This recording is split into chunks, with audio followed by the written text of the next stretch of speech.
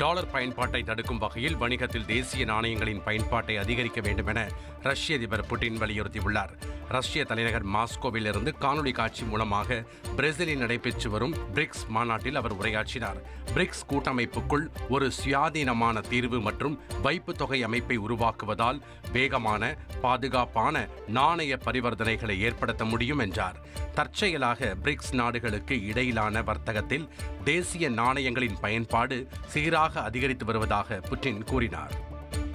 அரசுமுறை பயணமாக 5 நாடுகளுக்கு சுற்றுப்பயணம் மேற்கொண்டுள்ள பிரதமர் மோடி பிரேசிலின் ரியோ டி ஜெனிரோவில் நடைபெறும் 17வது பிரிக்ஸ் உச்சி மாநாட்டில் பங்கேற்றுள்ளார். அங்கு பிரதமர் மோடியை பிரேசில் அதிபர் லூலா டா சில்வா ஆரத்தழுவி வரவேற்றார்.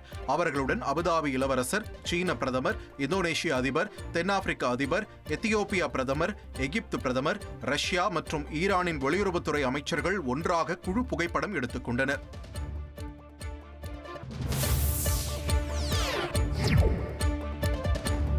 பொருளாதார ஒத்துழைப்பு மற்றும் சர்வதேச நலன்களுக்கான சக்தியாக பிரிக்ஸ் கூட்டமைப்பு உள்ளதாக பிரதமர் நரேந்திர மோடி புகழாரம் சூட்டியுள்ளார்.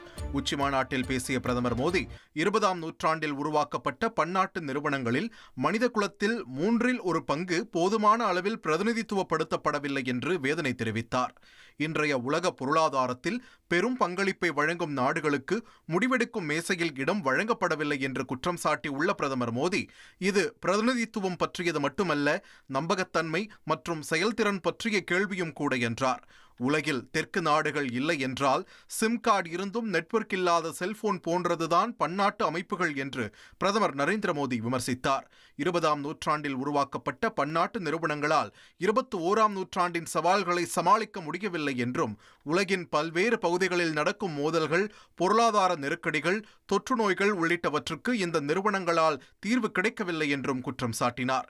இன்றைய உலகிற்கு புதிய பன்முகங்களை உள்ளடக்கிய ஒழுங்கு தேவை என்றும், இதற்காக உலகளாவிய நிறுவனங்களில் விரிவான சீர்திருத்தங்களுடன் தொடங்க வேண்டும் என்றும் கேட்டுக்கொண்ட பிரதமர் மோடி, சீர்திருத்தங்கள் வெறும் அடையாளமாக இருக்கக்கூடாது என்றும், உண்மையான தாக்கங்கள் தெரியும்படி இருக்க வேண்டும் என்றும் தெரிவித்தார்.